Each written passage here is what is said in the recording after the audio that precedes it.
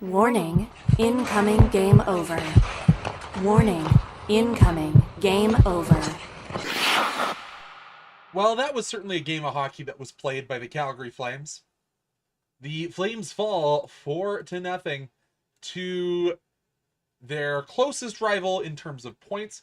Of course, the Rangers were up on the Flames by only 1 point, playing one more game and having that one overtime slash shootout victory above the Flames. With this Flames loss, Team Tank continues to roll on. My name's Conrad Krausert. Welcome to Game Over Calgary, your source for independent Calgary Flames post-game shows, news, and reaction. And boy, I have a lot to react in this one as the Flames get run over by the 31st overall team in the NHL, the New York Rangers. And, are the Flames potentially the unluckiest hockey team that we've ever seen? Is Connor Zary starting to be actually haunted by ghosts of goals past? Because, boy, he should have had a few tonight. Great question by Matt C in the chat. Reminder that 4 days ago, the Calgary Flames somehow managed to beat the Carolina Hurricanes. What is this Calgary Flames team? We don't know. But let's talk about it. The Calgary Flames, boy, they were not disciplined in the first period, if I could say anything, and it did end up giving the dreaded Adam Fox a goal. It was Alexis Lafreniere who eventually tips that one home off the shot from Zibby at the point. Secondary assist goes to Adam Fox, and I throw up in the back of my mouth a little bit more. Ugh. And I think this was an even first period. It's, of course, two teams coming off back-to-backs with travel. Actually, it was the Rangers' previous game with travel. But they're also in the second half of a back-to-back. And boy, oh boy, it was, seemed like it for the Calgary Flames for a large swath of this first period. This was obviously during, or just after, during the 5-on-3 portion. So not much you can really expect from this team, but it was a 4-on-3 is effectively broken stick on the initial shot, and hey, bad period overall for the Flames. Don't want to see Dustin Wolf put that puck clean over the glass. And even worse, you don't want to see Oli Mata, who is one of the guys who's going to have to be defensively responsible for this team moving forward, take the cross-checking just afterwards. It was Vincent Trocheck who took the shot, who had his shot, or had his very expensive piece of carbon fiber go in pieces. But yeah, Flames did not look interested in that first period, despite the fact that they were even in shots 9 apiece. Vincent Trocheck actually drew 2 of the 3 penalties in that period, even, in fact. Kind of an interesting fact. And then the second period, the Rangers really took over. The Connor Sheary fourth line goal as it gets tipped at the center line. And then tic-tac-toe with the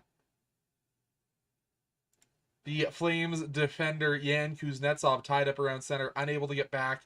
Connor Zary, sorry buddy, you need to play a little bit better on the back check there, as it just kind of goes through number 47 in the red and yellow to get there. Only Kyle Sheary's second of the year, assist to Cartier and Borgen. And then Alexis Lafreniere, who was somebody I was critical of on this team, saying that he was a failed prospect. But hey, he's proving that maybe that was whiteboard material. Is again, another nice tic-tac-toe play. Maybe this time from players you would expect it more from this Rangers team that only 2 years ago was winning the President's Trophy. Like, that seems so far in the past. But yeah, assists to Gabe Perreault and Mika Zibanejad. 3-0 Rangers. I thought the Flames might have pulled Wolf if this wasn't the second of the back-to-backs, because I don't think Dustin Wolf looked particularly good in this game. Was it potentially the fact that one of the pairings today was Joel Hanley and uh, Braden Bahal? It might be. It's certainly possible. But when it rains, it pours, and when it's raining, his hats is Alexis Lafreniere does pick up the hat trick. Good play to kind of sneakily get out of the zone. A little bit of a late line change. And, oh boy. Like, tough there for young Zane Perek, as he was obviously trying to pinch up to get more offense. Puck gets by him, and then Joel Hanley's in a 1v3 as Perek doesn't get back in time. Neither can Strome, and the hats rain down at the second old, well, the oldest if you don't consider the renovations, arena in hockey.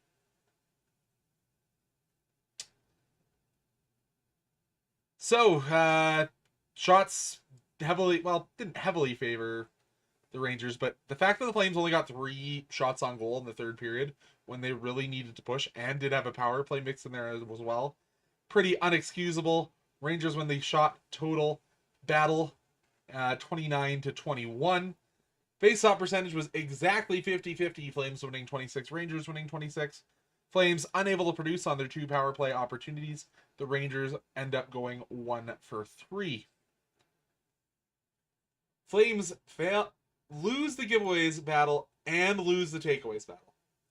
That's the story of this tank division, or bowl, or whatever you want to call it, the Tankly Cup. Okay, maybe that's a bit of a stretch.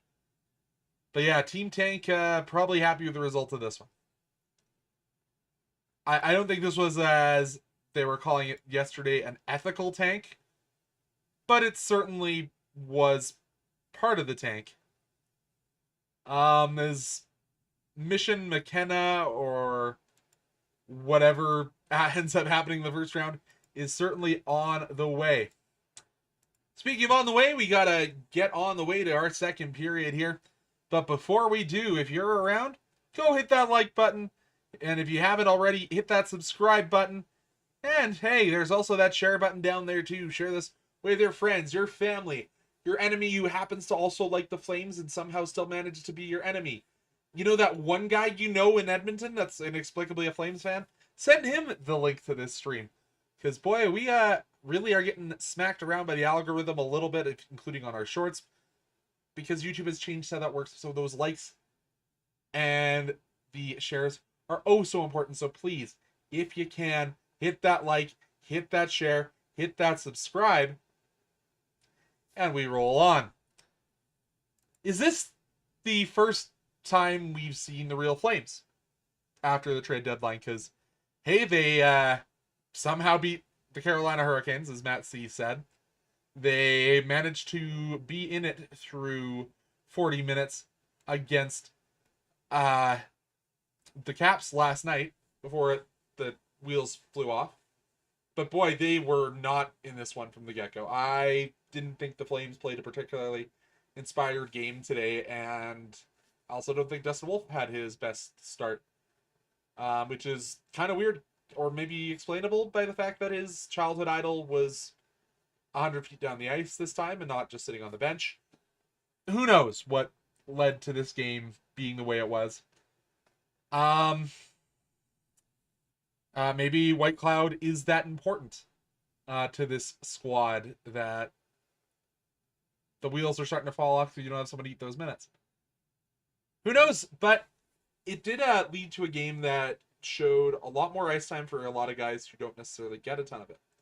Especially on the back end, where if you look at the Flames release, the pairings had Zane in the top 2.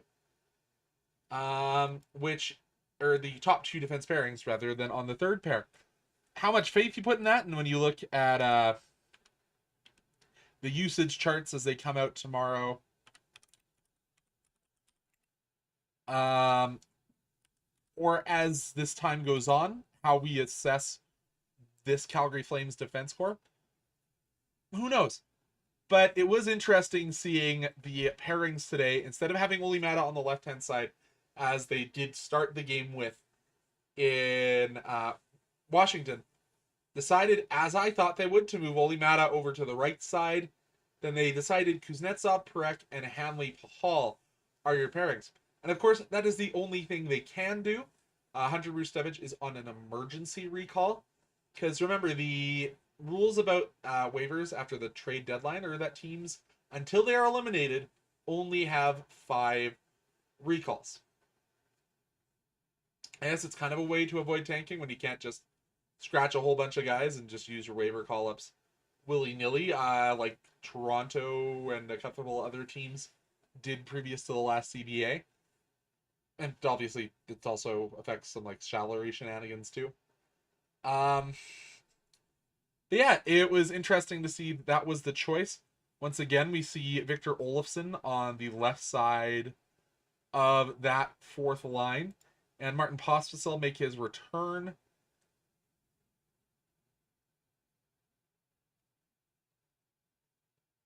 I don't know. I understand why you want to give the player you just acquired some ice time, but I don't necessarily think that the lines are where they want the Flames to be right now.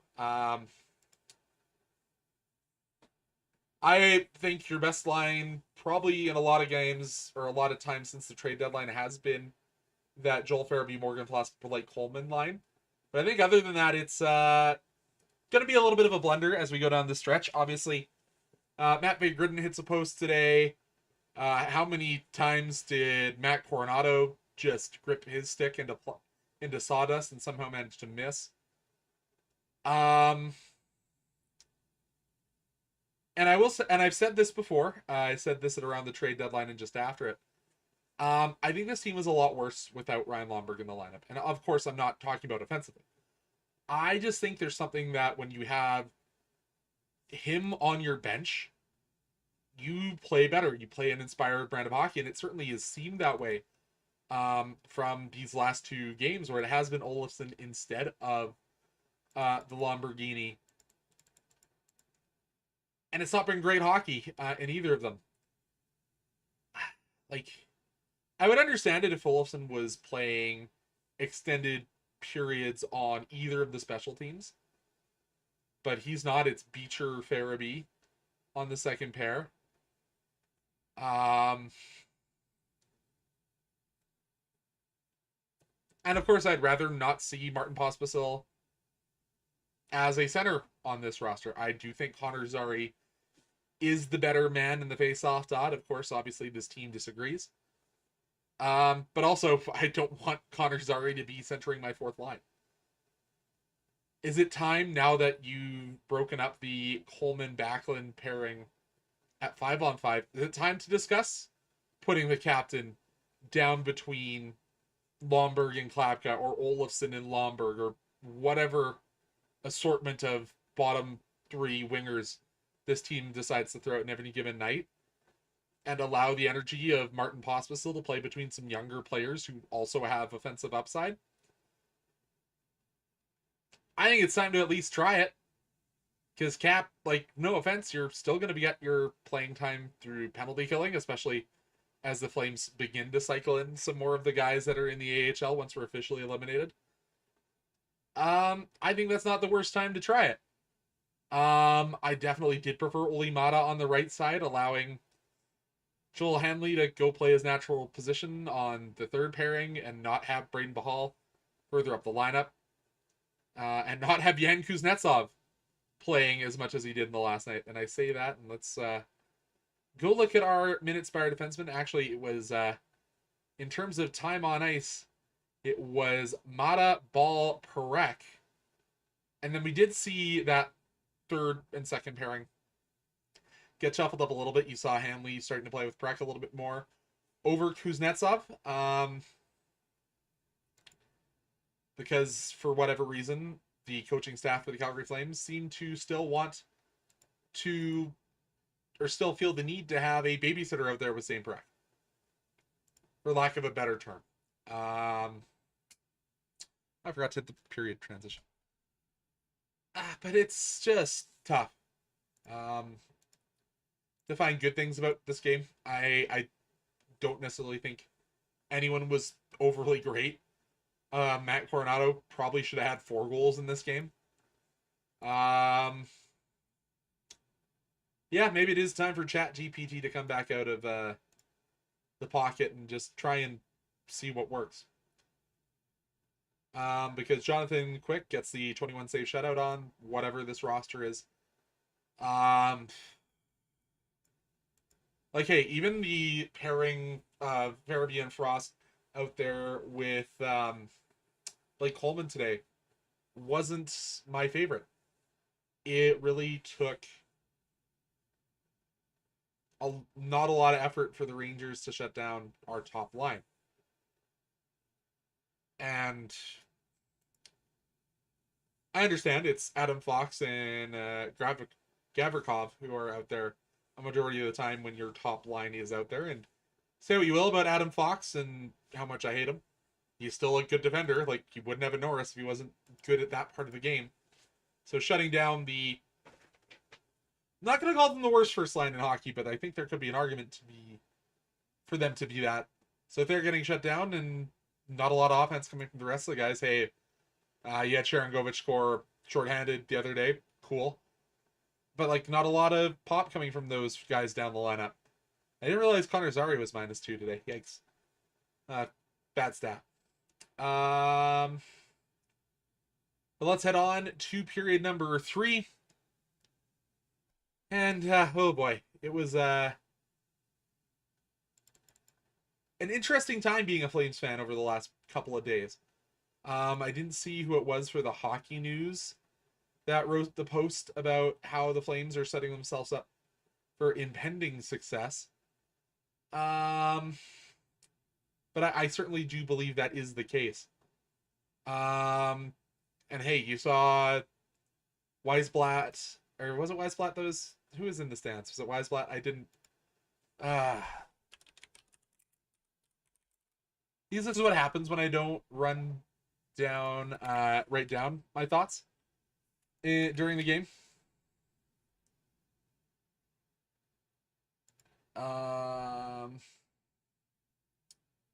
Ethan Wittenbach. Yeah, it was Wittenbach who was there. After being named to the all-rookie team. But yeah, the Flames have set themselves up for the future. And I do mean that in terms of trades and potentially, obviously we know about the draft picks, but obviously that's still a ways away. I think the Flames have started to realize that, hey, we need to be bad for an extended amount of time. And I think they are starting to take those steps towards that being the reality. And I think seeing as many minutes as Zane Parekh had today, I think that can be viewed as one of the moves they're making to make themselves better for the future.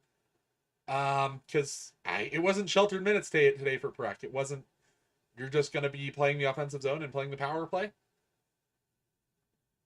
I'm pretty okay with how that managed to go that way. But seeing that, yeah, it was hockey news. Let's see if I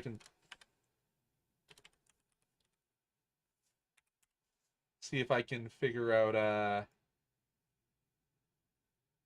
who picked that article or who wrote that article. It's not on the online.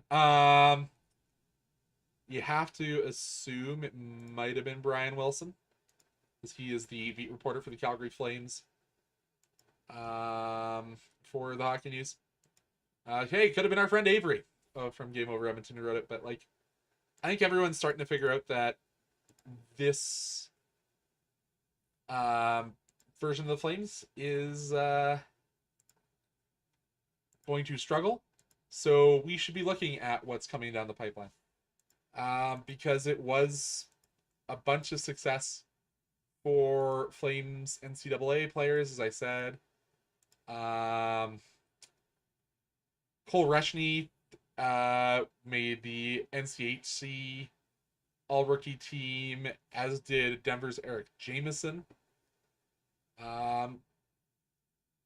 So it's going to be interesting seeing what some of these guys that the Flames have drafted are doing.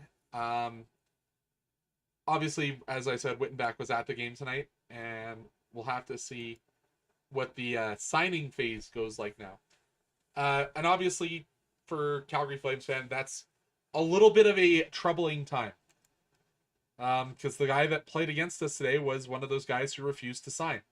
He decided, no, I do not want to play my career in Calgary, so I am going to decide to go somewhere else.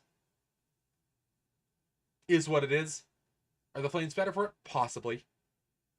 No, probably not. Just never. You're never winning a trade when somebody wins a Norris, or you know. But have the tides started to change? Because if you look at Craig Conroy, he's done a really good job with American free agents or some of the guys he's acquired in trades, like Frost and Farabee. So I don't think it's necessarily this big impending looming cloud of American players don't want to play in Calgary anymore.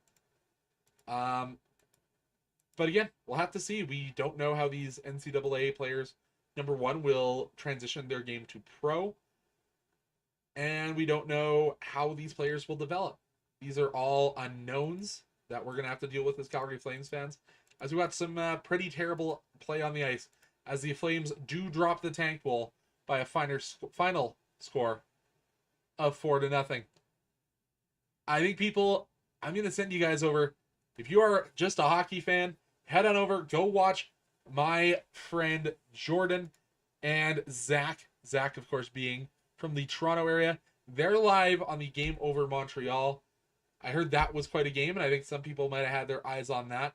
So instead of doing overtime, let's send you over to Game Over Montreal, where they're discussing one of the other tank bowl teams in the Toronto Maple Leafs. Myself, Conrad Krausert. I hope you enjoyed this short one as we continue to roll on with the tanking Calgary Flames.